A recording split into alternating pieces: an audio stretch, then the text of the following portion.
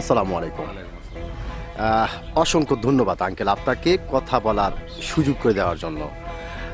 তো আঙ্কেল সর্বপ্রথমে জানতে চাচ্ছি আপনি কেমন আছেন?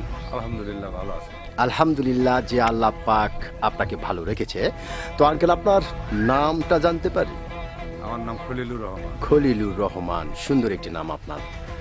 অত্যন্ত সুন্দর একটি নাম আপনার এবং আপনার নাম শুনে এবং আপনাকে মোটামুটি সামনাসামনি দেখে যেটা বোঝা যাচ্ছে আপনি দুর্দান্ত একজন সাহসী মানুষ। এটা কিন্তু আপনাকে দেখেই বোঝা যাচ্ছে যে ছোটবেলা থেকে আপনি প্রচণ্ড একটি সাহসী মানুষ।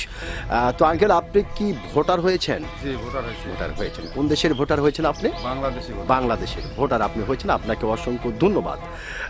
তো আঙ্কেল যেহেতু আপনি বাংলাদেশের একজন সচেতন নাগরিক এবং বাংলাদেশের একজন ভোটার এবং সাহসী মানুষ, সেই ক্ষেত্রে এই বিষয়টি আপনার কাছ থেকে জানতে চাচ্ছি যে আমাদের বাংলাদেশে একটি নির্বাচন হতে চলেছে, জানেন তো? অবশ্যই জি, অবশ্যই জানি। অবশ্যই জানেন। তো এই নির্বাচন যে হচ্ছে, তো এই নির্বাচনকে নিয়ে বাংলাদেশের বিভিন্ন ধরনের মানুষ বিভিন্ন ধরনের কথা বলছে।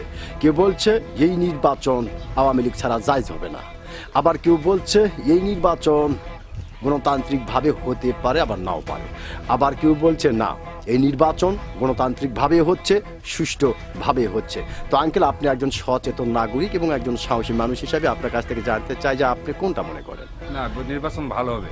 ভালো হবে? জি, ভালো হবে। ভালো হবে না? আচ্ছা আঙ্কেল, যেহেতু খুব সুন্দর করে এবং প্রথম চান্সে আপনি বললেন যে নির্বাচন ভালো হবে, তো সেক্ষেত্রে আরেকটি বিষয় আপনার কাছ থেকে জানতে চাচ্ছি যে আসলে আমাদের বাংলাদেশের সরকারটা কে হতে পারে, জাস্ট আপনার একটা আইডিয়া। বাংলাদেশ ভবিষ্যৎ প্রধানমন্ত্রী তারেক রহমান আসতে পারে। তারেক রহমান এটা আমাদের ধারণা। ধারণা যেহেতু বৃহত্তম দল বিএনপি, এর চেয়ে বড় দল বাংলায় নাই। নাই। এই হিসাবে জনসমর্থন তাদেরই বেশি। এই হিসাবে বিএনপি সরকারই গদিতে আসতে পারে। অসংখ্য ধন্যবাদ আঙ্কেল আপনাকে।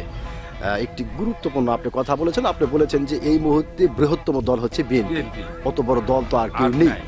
তাহলে সেক্ষেত্রে চান্সটা আপনি দেখতেছেন যে বিএনপি সরকার গঠন করবে।